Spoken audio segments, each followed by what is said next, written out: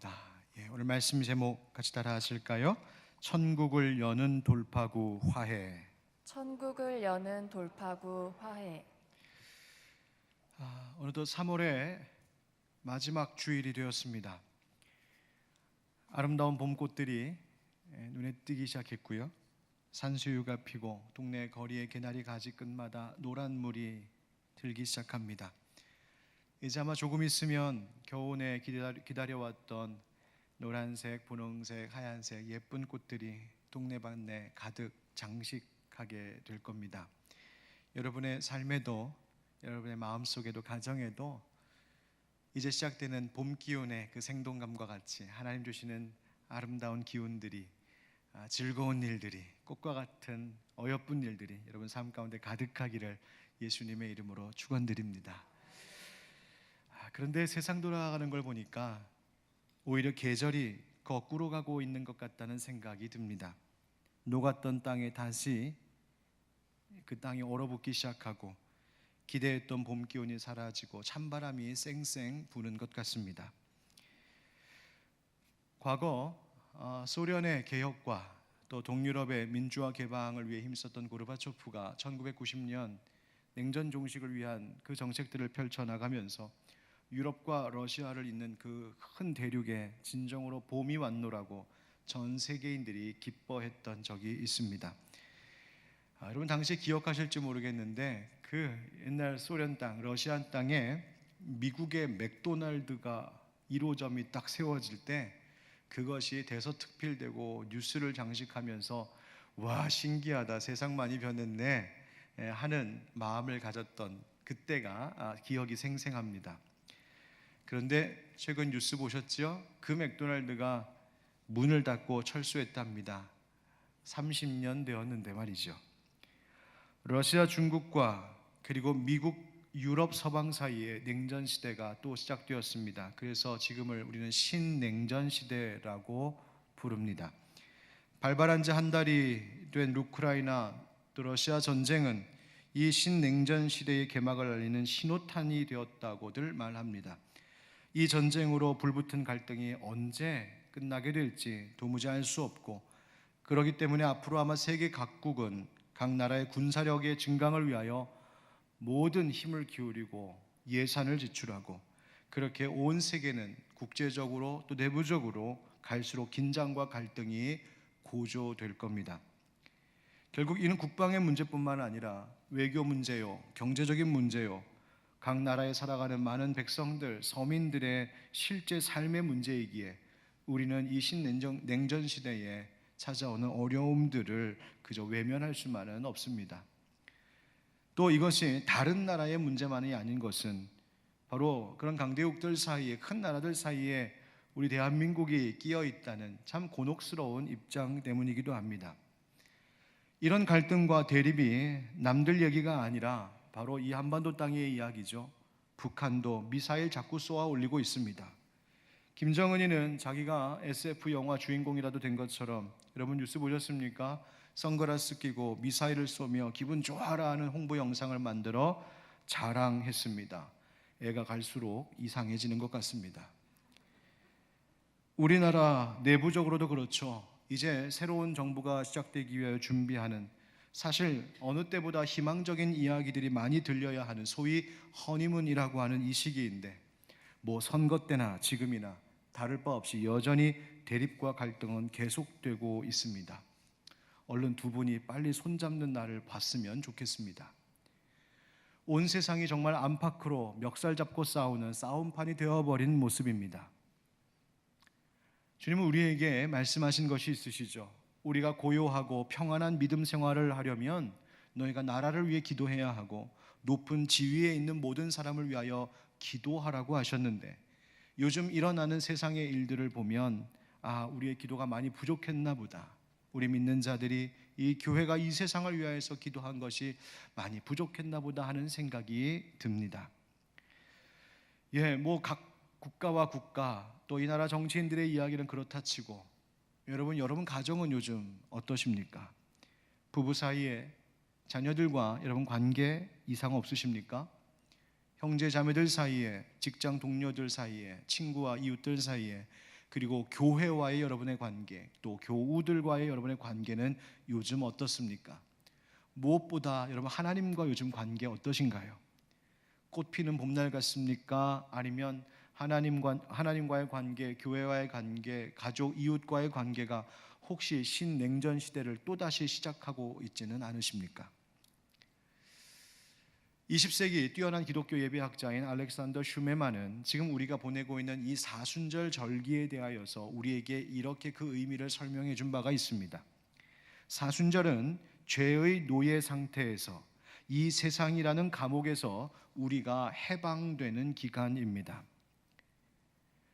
이 세상이 죄의 노예로 있답니다. 지금 우리가 보고 있는 수많은 갈등과 대립, 분열과 싸움판들은 여전히 이 세상이, 우리 인간들이 여전히 죄 가운데 있으며 죄의 종노릇하고 있다고 하는 사실을 명백히 보여주고 있는 증거들, 현상들입니다.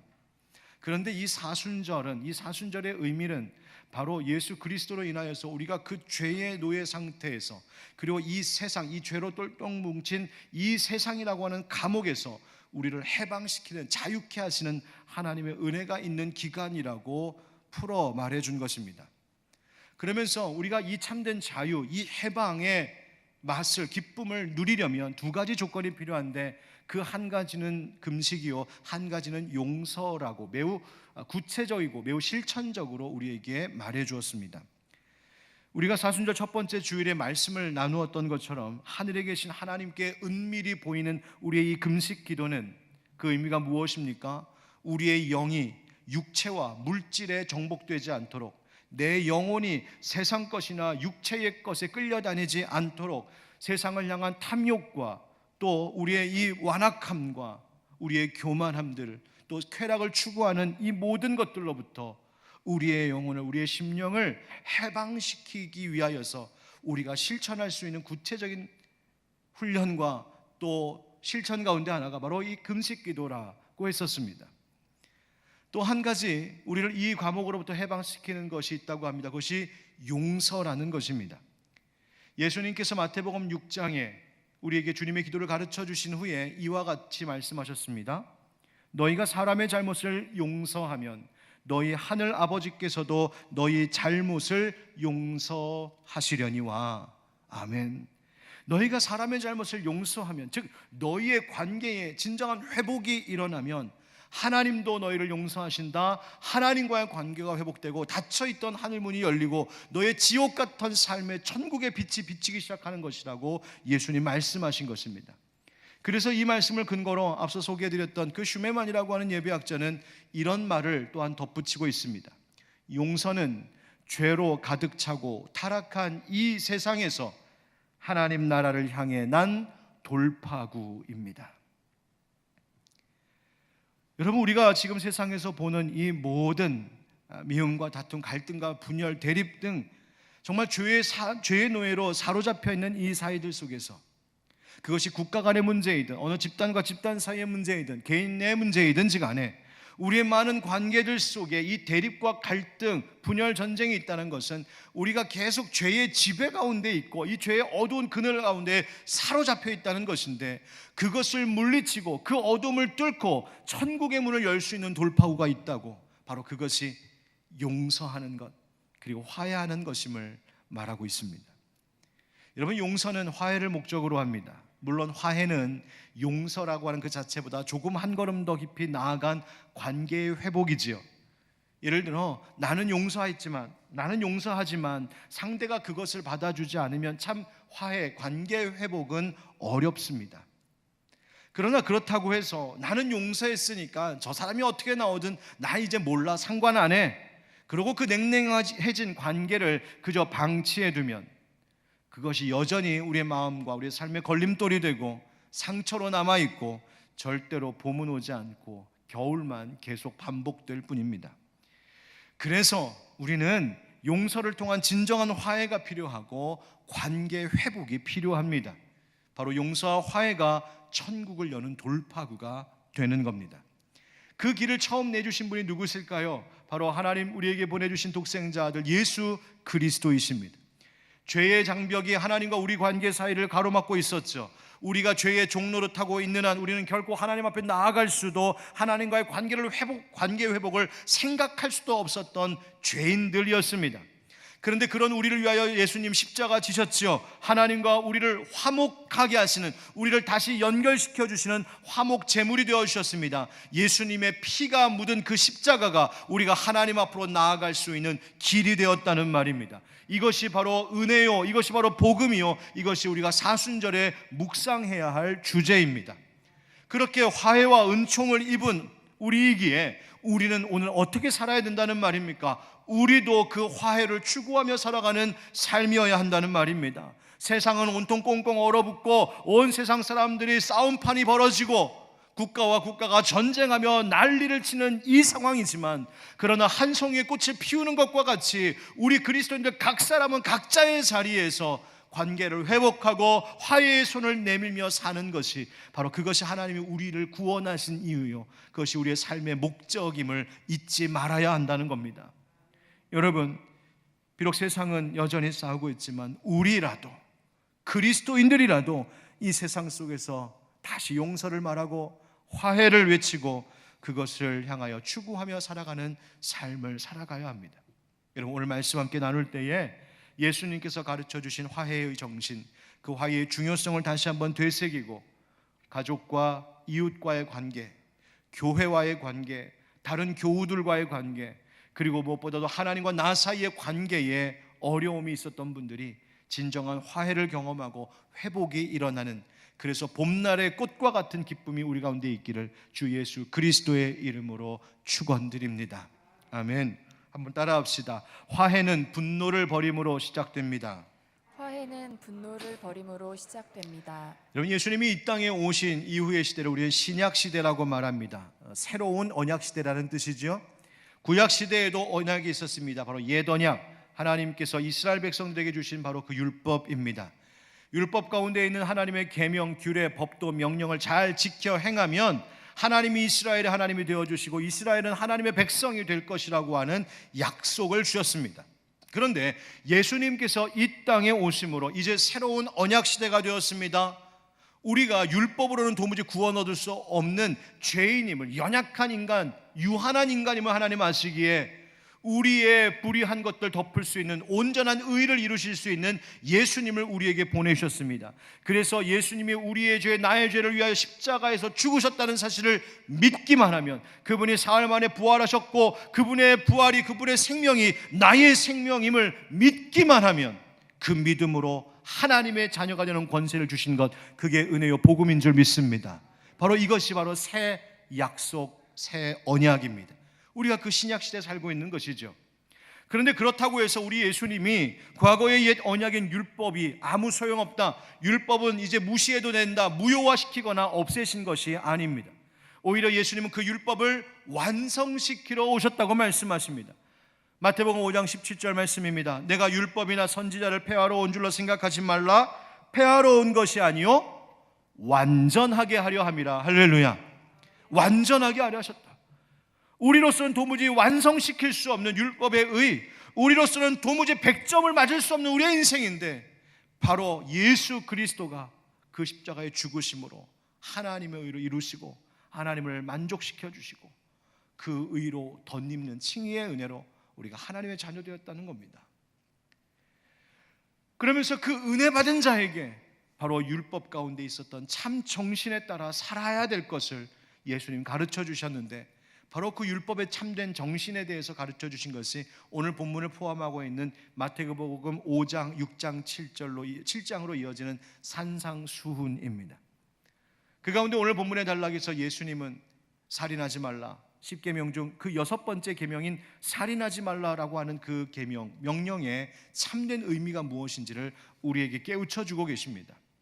21절, 22절, 옛사람에게 말한 바 살인하지 말라, 누구든지 살인하면 심판을 받게 되리라 하였다는 것을 너희가 들었으나 나는 너희에게 이르노니 형제에게 노하는 자마다 심판을 받게 되고 형제를 대하여 라가라 하는 자는 공회에 잡혀가게 되고 미련한 놈이라 하는 자는 지옥불에 들어가게 되리라. 아멘. 예수님께서 살인하지 말라라고 하신 그 계명의 참 정신이 무엇인지를 가르쳐 주십니다. 뭐라 하십니까? 실제로 사람을 죽이는 그 살인의 악행, 살인하는 그 행위만 죄가 되어 심판받는 것이 아니라 그 전에 살인하고자 하는 마음을 가졌던 것, 아니 그 전에 누군가를 미워하고 그에 대하여 분노하고 욕하는 마음을 갖고 입술에 욕을 담는 그 죄 역시도 지옥불에 던져질 심판의 이유 죄가 된다고 말씀하십니다. 형제에게 노하는 자마다 그 마음에 분노를 갖는 겁니다. 그를 향한 화를 갖고 있는 겁니다. 형제에게 라가라 말하는 자, 이 라가라라고 하는 단어 우리말로 하면 이 바보, 멍청이, 이 잡것과 같은 인격을 무시하고 존엄성을 짓밟는 모욕적인 심한 욕설입니다.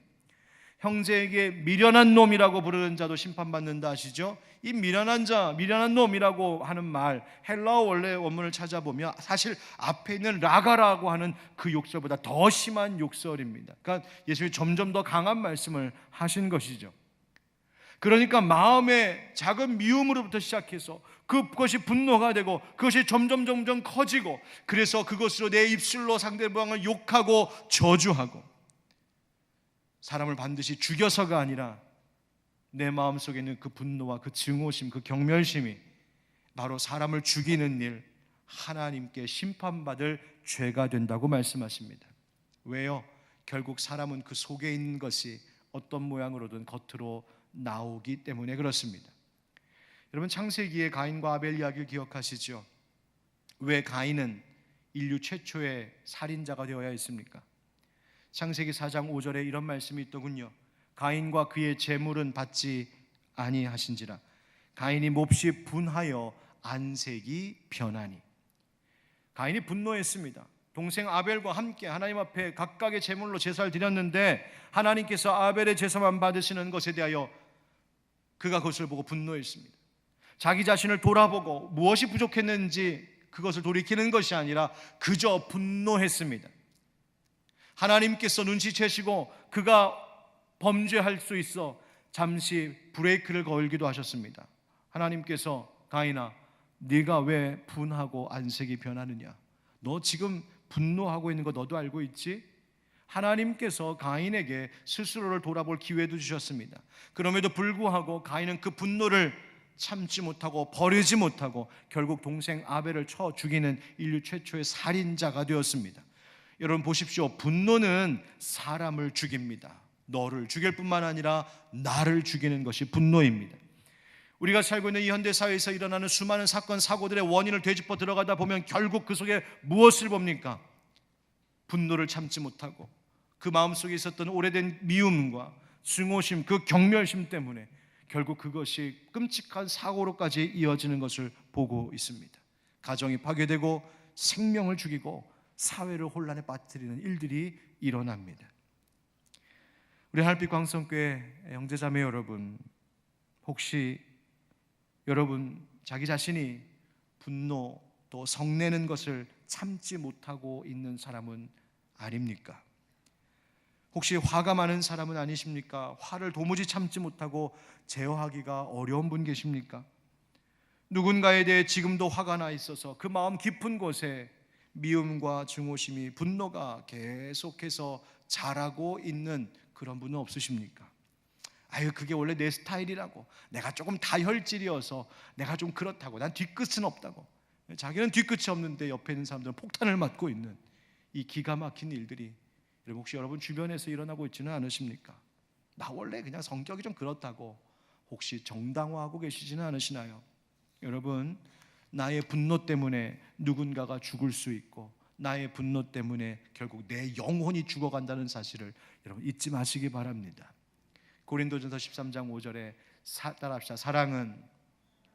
사랑은 성내지 아니하며 뭐하지 않는다고요? 사랑은 성내지 않는 겁니다. 화내지 않는 겁니다. 예수님 대신 말씀하십니다. 와서 배우라고요. 무엇을? 예수님의 그 겸손과 온유하심을 배우라고 말씀하셨습니다. 여러분, 관계의 회복, 화해를 위해서 분노를 버리셔야 됩니다. 감정과 입술로 누군가를 욕하는 죄도 멈추시고 그 모든 것들을 십자가 앞에 내려놓고 회개하셔야 합니다. 바울은 그리스도인들 에베소 성도들에게 이런 말로 권면한 적이 있습니다. 한번 우리 같이 읽어보시죠. 디모데전서 2장 8절 시작. 그러므로 각 처에서 남자들이 분노와 다툼이 없이 거룩한 손을 들어 기도하기를 원하노라. 아멘. 성도들이 기도합니다. 특별히 이 말씀은 개인 기도일 수도 있지만 공예배 가운데에서 대표하여서 기도하는 것을 두고 하는 말씀이기도 합니다. 기도합니다. 그런데 기도하는 자가 그 마음속에 하나님 보시니 분노가 있고 다툼이 있다. 그 기도되지 않는다는 겁니다. 여러분, 우리가 마음의 분노를, 누군가에 대한 분노와 그 증오심과 미움을 버리지 않고 기도하면 어떤 기도가 나오겠습니까? 하나님, 쟤 좀 어떻게 해주세요. 저 인간 좀 혼 좀 내주세요. 여러분, 결국 나를 돌아보는 기도가 아니라, 나를 비워내는 기도가 아니라 나를 힘들게 한 누군가를 저주하는 기도가 될 여지가 너무나 많지 않습니까? 분노가 우리의 기도를, 우리의 올바르고 건강한 영성 생활을 방해하는 것입니다.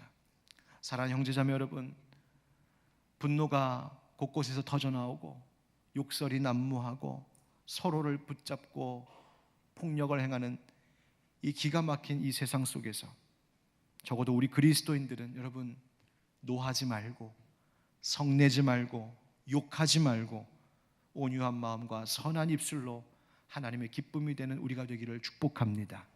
화해, 진정한 관계의 회복은 바로 내 안에 있는 이 분노를 버리는 것부터 시작합니다. 예수님 이어서 다음의 말씀을 가르쳐 주십니다. 한번 따라 하실까요? 화해는 미루지 않는 것입니다. 화해는 미루지 않는 것입니다. 예수님이 두 가지 예화를 오늘 본문 가운데 들려주십니다. 어떤 사람이 하나님께 예배를 드리러 갑니다. 얼마나 마음을 경건하게 했겠습니까? 몸가짐을 깨끗하게 하고 정성으로 준비한 예물도 가지고 주님 앞에, 제단 앞에 나아갑니다. 어느 때보다 거룩하고 경건한 모습으로 갑니다. 그런데 그 길을 가는 중에 마음속에 한 가지 일이 떠올라 생각이 났습니다. 누군가에게 원망 들을 만한 일이 생각이 나는 겁니다. 여기서 예수님께서 원망 들을 만한 일이라고 말씀하신 것은 작은 일에서부터 큰 일까지 누군가와 그 마음이 부딪힌 것, 적대감을 갖게 된 것, 불편해진 것, 꼭 큰 무슨 일만이 아니라 단순히 사소한 의견 대립까지도 이 모든 것을 통틀어 말씀하신 겁니다. 그 마음이 들 때, 너가 예배하러 갈 때 그 마음이 들거든, 예배하러 가겠다고, 제단 앞에 제물 드리러 가겠다고 그 마음에 떠오른 거 무시하지 말고, 외면하지 말고, 모른 척하지 말고 그거 먼저 하고, 즉 가서 먼저 화목하고 먼저 화해하고 그리고 나서 하나님 앞에 나와 예배 드리라고 말씀하십니다. 24절, 예물을 제단 앞에 두고 먼저 가서 형제와 화목하고 그 후에 와서 예물을 드리라. 아멘. 여러분, 하나님께 예물 드리는 것도, 예배 드리는 것도 중요하고 귀한 일입니다. 그러나 하나님은 물질의 예물보다 우리의 마음, 우리의 삶을 받으시기를 원하시는 분이 하나님이십니다. 그러니 하나님의 뜻에 순종하는 그 마음을 가지고 나아가야 되는 것이죠. 무슨 순종입니까? 서로 화목하라고 하신 말씀입니다. 원망 들을 만한 일이 생각나거든, 여러분, 이 생각을 누가 주시는 것일까요? 결국 우리 안에 내주하고 계시는 성령 하나님께서 그 일들을 생각나게 하시는 것 아닙니까? 너 이대로 그냥 가면 안 돼. 너 이대로 그냥 그렇게 살면 안 돼. 너 그 사람과 그 관계를 그냥 이렇게 내버려 둘 수 없어. 그러면 하나님 기뻐하지 않으셔. 너의 영혼도 죽어가는 거야. 여러분, 이 생각이 하필이면 주일날 예배 오는 날에 들었답니다. 정말 그랬을까요? 한 번도 그런 생각이 들지 않다가 하필이면 주일에 예배하러 가는 날, 하나님의 제단 앞에 제물 드려 가는 그때에 났을까요? 아니요, 어쩌면 지난 일주일 내내 매 순간순간마다 그것이 걸렸을지 모릅니다. 그런데 그 마음에 미루다가 결국 주일 아침 하나님 앞에 예배하러 나가는 그 순간까지 되었을 때 성령님이 다시 우리의 마음 가운데 강하게 말씀하시는 겁니다. 너 이대로 가면 안 돼. 너의 마음 가운데 용서함을 갖고 화목함을 갖고 화해하고 그리고 같이 그 형제와 함께 하나님 앞에 나와 예배할 때 하나님이 그것을 기뻐 받으시는 거야. 성령님이 가르쳐 주시는 겁니다. 여러분, 혹시 화해해야 되는데, 용서해야 되는데, 관계를 회복해야 되는데 계속 미루고 계신 일들은 없으십니까? 그냥 뭐 어떻게 되겠지 방치해 두고 계신 건 없으신가요? 화해의 때를 미룰 뿐만 아니라 먼저 손 내밀기가 싫어서 그 일을 자꾸만 상대에게 또 미루고 계신 분은 없으십니까? 아유, 걔가 더 잘못한 건데, 그 인간이 나한테 실수한 건데 내가 왜 먼저 손 내밀어야 돼? 여러분, 화해는 주저하지 말아야 됩니다. 화해의 기회를 놓치지 말아야 됩니다. 때를 미루지 말고 상대에게 미루지도 말아야 됩니다. 주님은 우리가 형제, 가족, 이웃, 교우들 모든 사람들과 그 관계에서 용서하고 화해로 그 관계를 회복하는 것이 하나님 앞에 귀한 예물, 값비싼 것 드리는 것보다 훨씬 더 시급한 문제라고 말씀해 주고 계십니다. 왜 그렇습니까? 용서하라, 서로 사랑하라고 하는 그 주님의 말씀에 순종함이 제사보다 낫기 때문에 그렇습니다. 예수님 다음에 이런 이야기도 들려주시죠. 25절 26절에 보니까 너를 고발하는 자와 함께 길에 있을 때에 급히 사화하라. 그 고발하는 자가 너를 재판관에게 내어주고 재판관이 옥리에게 내어주어 옥에 가둘까 염려하라. 진실로 내게 이르노니 내가 한 푼이라도 남김이 없이 다 갚기 전에는 결코 거기서 나오지 못하리라. 아멘. 급히 사화하라 하십니다. 무슨 말입니까? 화해할 기회를 놓치지 말라는 거예요. 그 길 끝까지 가면 결국 화해하지 못하고 끝나게 될 것이란 말입니다. 그러니 후회하기 전에, 돌이킬 수 없게 되기 전에 지금 화해할 기회 놓치지 말라고요. 한 푼이라도 남김이 없이 다 갚기 전에는 결코 거기서 나오지 못하리라. 여러분, 이 말씀은 우리의 관계 속에 아무리 사소한 것이라도 서로의 마음을 상하게 하고 다치게 했던 그 일, 이 정도는 괜찮겠지 하고 방치해두고 내버려둬서는 안 된다는 겁니다. 결국 그것이 불씨가 되고 그 작은 것이라도 남아있는 한 우리는 여전히 그 감옥에서 헤어나올 수가 없다 하시는 것입니다. 여러분, 부부싸움 종종 하십니까? 오늘도 교회 오기 전에 부부싸움 하고 왔다 하시는 분 손 들어보세요. 부부싸움 하고 나오면 어떠신가요? 두 다리 쭉 뻗고 편하게 주무십니까? 아니요, 세상 불편합니다. 두 사람만 불편한 게 아니라 집안 전체가 지옥 같습니다. 저도 몇 번 대판해봤거든요. 저는 도무지 부부싸움 안 할 것 같아요. 아유, 감사합니다. 네, 여러분 사모한테 물어보세요. 장난이 아니에요. 여러분, 그 싸움과 그 분노와 그 아픔, 세상 힘든 일, 마음이 지옥이고 가정이 지옥같이 됩니다. 자녀들과 관계가 한번 틀어져 본 경험이 있는 부모님들 아시죠? 자녀들과 관계가 어그러졌을 때 그것처럼 또 마음 불편한 게 없습니다. 여러분, 혹시 교회나 목회자나 성도님들과 관계가 불편해져 본 적은 없으십니까? 혹시 그 교회랑 혹은 그 교회 목사님이랑 관계가 불편해져서 예배하다가 설교 듣다가 강대상을 막 이렇게 째려보신 적은 없으십니까? 저도 말씀 준비하면서 혹시 저 역시도 혹시 설교하다가 째려보면서 설교한 적은 없나 돌아봤습니다. 여러분, 그 마음 가지고 예배하고 그 마음 가지고 하나님 앞에 있으면 설교도 안 되고 설교도 안 들리고 찬양도 안 되고 기도도 되지 않습니다. 교회와 관계가 불편해져 있으면 생활 전체가 불편합니다. 왜요? 영적인 일이기 때문에 그렇습니다. 여러분, 어떻게 해야 우리의 삶에 다시 천국이 열릴까요? 다시 천국을 여는 그 돌파구가 뭘까요? 용서하고 화해하는 것입니다. 내가 용서하고 화해하면 그 막혔던 구멍이 뚫려서 다시 천국의 빛, 기쁨과 평안의 빛이 다시 비치는 역사가 우리의 가정, 우리의 삶 가운데 나타날 줄 믿습니다. 그러므로 여러분, 우리 화해합시다. 정말 화해합시다. 혹시 그런 마음으로, 불편한 마음으로 앉아 계신 분이 계시다면 우리 화해합시다. 그리고 오늘 돌아가시거든 용서하시고 화해하십시오. 그것이 바로 하나님의 기쁨이 되는 겁니다. 하나님을 본받는 그리스도인의 생활에 대하여서 사도 바울이 에베소 교인들에게 말할 때 바로 주님께서 그 바울의 말을 통해서 이렇게 우리에게 가르쳐 주셨습니다. 한번 같이 읽어보시죠. 시작. 분을 내어도 죄를 짓지 말며 해가 지도록 분을 품지 말고 마귀에게 틈을 주지 말라. 아멘.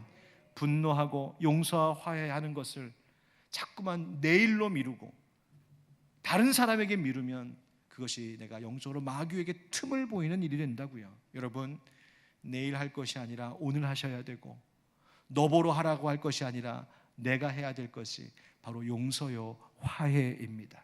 바로 그것이 하나님 기뻐 받으실 예배가 될 줄 믿습니다. 마지막으로 따라하시죠. 화해는 하나님을 향한 반응입니다. 힘을 향한 반응입니다. 여러분, 이런 내용의 찬양이 있습니다. 좀 오래된 찬양이라 보니까 잘 아시는 분들이 없는 것 같은데요. 제가 한번 불러볼 테니까 아시는 분들 한번 같이 가사를 생각하면서 한번 따라 불러보시죠.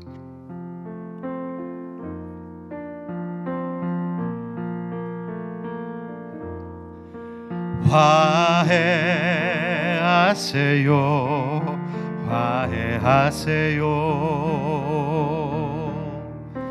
마음의 문을 열고 손을 내밀어, 손을 내밀어 인사를 나누세요.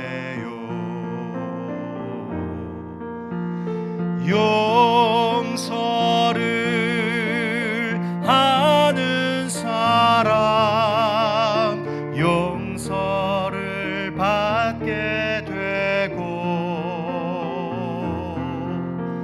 사랑을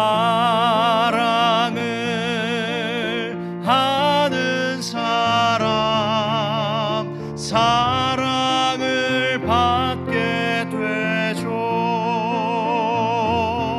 주의 십자가 바라보세요.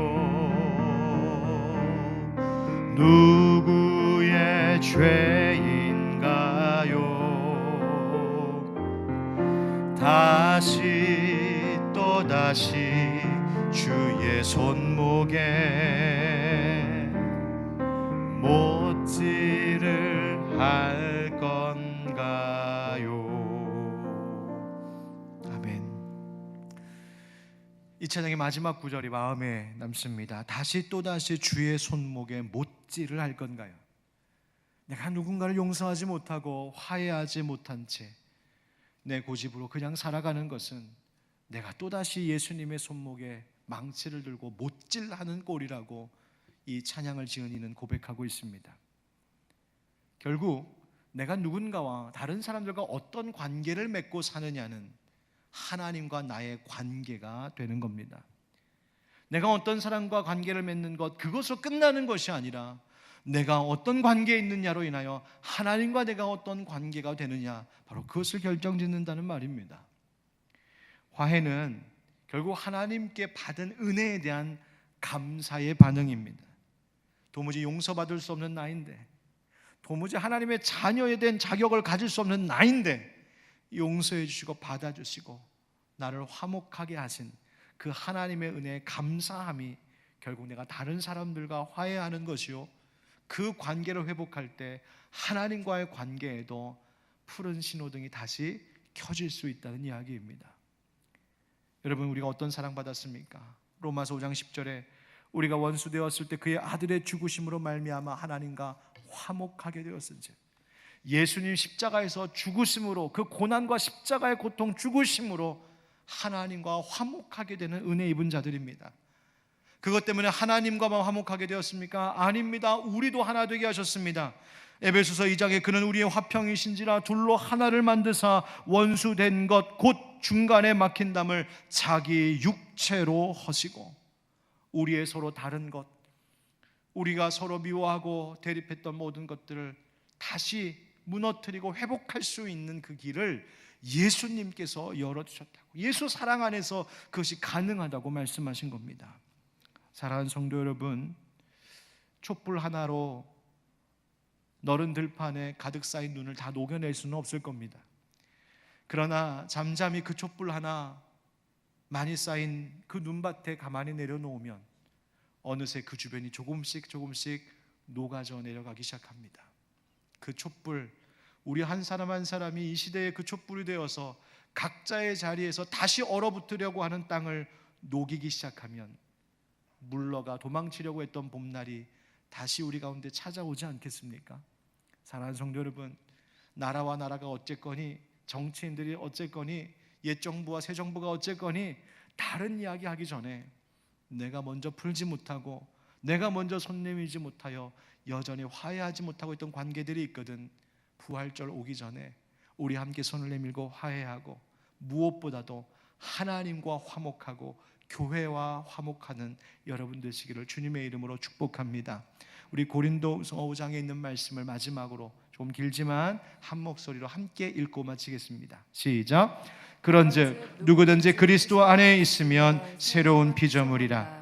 이전 것은 지나갔으니 보라 새 것이 되었도다. 모든 것이 하나님께로서 났으며 그가 그리스도로 말미암아 우리를 자기와 화목하게 하시고 또 우리에게 화목하게 하는 직분을 주셨으니 곧 하나님께서 그리스도 안에 계시사 세상을 자기와 화목하게 하시며 그들의 죄를 그들에게 돌리지 아니하시고 화목하게 하는 말씀을 우리에게 부탁하셨느니라.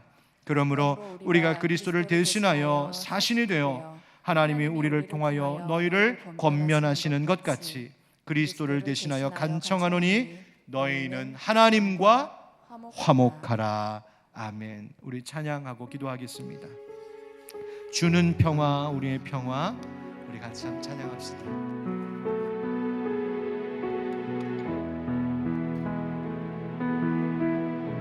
주는 평화, 막힌 담을 모두 허셨네.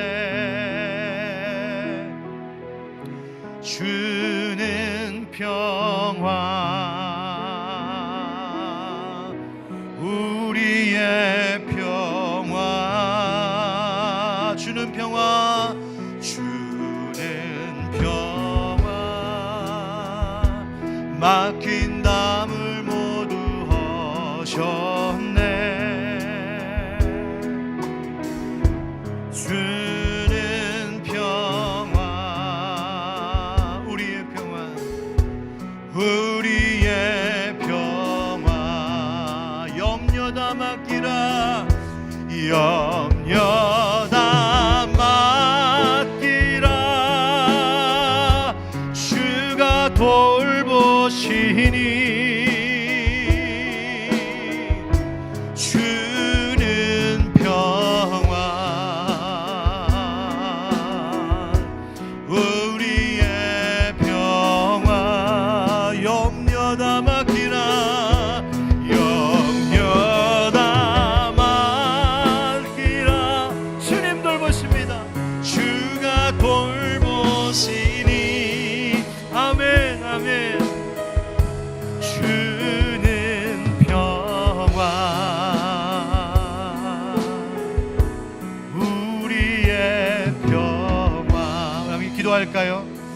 여러분, 먼저는 하나님, 내가 하나님과 화목하게 해주십시오 기도하시고, 또 하나님, 우리가 우리의 이웃들과 우리의 가족들과 또 우리 교회와 하나님 화목하게 하여 주시옵소서. 또 이 나라 정치인들도 또 그 나라와 나라 사이에 진정한 용서와 화해가 있도록, 그래서 전쟁도 다툼도 싸움도 멈추고 진정한 평화와 회복이 있도록 하나님 역사하여 주시옵소서. 우리 오늘 말씀 화해라고 하는 주제로 함께 나눈 말씀 기억하면서 우리 같이 기도하겠습니다. 기도합시다. 은혜가 풍성하신 아버지 하나님, 우리 안의 관계를 회복시켜 주시옵소서. 먼저는 하나님과 화목하게 해주십시오. 하나님과의 관계가 소원해졌습니다. 주님, 우리를 용서하여 주시고 정말 진정으로 하나님과 친밀한 관계 맺을 수 있도록 예수 십자가 앞에 우리가 우리의 모든 죄와 허물을 내려놓게 하여 주옵소서. 주의 보혈로 우리의 죄를 씻겨 주시고 성령님 우리와 함께 하여 주시옵소서. 하나님, 주님 앞에 내가 용서해, 주님 앞에 구해야 될 것들 하나님 고백하며 다시 회복하게 하여 주옵소서. 하나님, 우리의 가족과 우리의 이웃과 친구들, 교회와 하나님 불편한 마음들이 있습니까? 주여, 우리로 하여금 그 관계가 회복되게 하여 주시고 하나님 진정한 용서, 그래서 하나님 다시 봄날을 불러오는 하나님 그런 작은 불꽃들이 되게 하여 주시옵소서. 주님, 그 가정에 평강 주시고 은혜가 평화 주시옵소서. 예수님의 이름으로 우리에게 진정한 평화를 주시기 위하여, 우리의 죄로 막혀있던 담을 허무시기 위하여 친히 십자가에 달려 죽으신 화목제물 되신 예수님, 주님의 오늘 가르침을 기억하고 우리의 삶에도 용서와 화해를 이루어가며 살아가는 우리가 되기를 원합니다. 하나님, 우리 안에 있는 모든 분노, 성내는 이 악한 마음, 미움과 증오심들을 하나님 버리게 하시고 예수 십자가에 못 박게 하여 주시옵소서.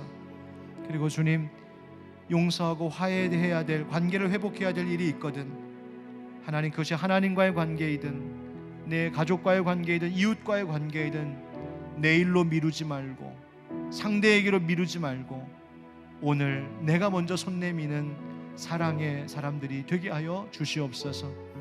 주님, 바라옵는 것은 우리가 하나님과 화목해지기를 원합니다. 하나님과의 관계가 소원해졌던 우리들의 모습이 있거든, 이 사순절 기간 다시 예수 십자가 붙잡고 하나님과 더욱더 친밀해지는 우리가 되게 하여 주옵소서. 교회와도 화목하게 하시고 가정에도 화목이 있기를 원합니다. 하나님, 혹시 부부간의 갈등과 큰 다툼과 불화로 지금 참 아픈 때를 보내고 있는 그런 부부, 그런 가정이 여기 있습니까? 주님, 오늘 말씀 붙잡고 서로 먼저 손 내밀고 용서하며 예수님 내게 주신 사랑으로 끌어안고 화해하는 그런 화목한 부부가 되게 하시옵소서. 부모와 자녀 사이에도 그런 회복이 있게 하시고 동료들 사이에도 그런 회복이 있게 하시고 목회자와 성도들이 교우와 교우 사이에, 하나님, 또 지금 우리가 살고 있는 이 시대의 많은 일들 속에 이 나라 정치인들 그리고 국가와 국가 사이에 하나님, 전쟁과 분쟁이 멈추고 서로 화해하고 하나 되는 진정한 회복의 날이 올 수 있도록 하나님 역사하여 주옵소서. 그래서 하나님, 도망쳤던 봄날의 기운이 다시 되찾아올 수 있도록 주여, 우리 각 사람이 작은 불꽃이 되어 살아가게 하여 주시옵소서. 한 주간도 주님께서 우리의 영과 육을 안전히 지키시고 보호해 주실 것을 믿고 의지하며 주 예수 그리스도의 이름으로 축복하고 기도하옵나이다. 아멘. 이제는 우리 주 예수 그리스도의 은혜와 하나님 아버지 크신 사랑과 성령의 교통하심과 또 역사하심이 천국을 여는 돌파구, 하나님, 내가 용서와 화해의 삶을 살겠습니다, 마음에 다시 다짐하고 나아가는 모든 주의 성도들 가운데, 가정들과 교회와 그 특별히 이 나라 정치권과 그리고 온 나라 온 열방 전쟁이 있는 그 땅 가운데 영원까지 함께 하시기를 간절히 축원하옵나이다. 아멘.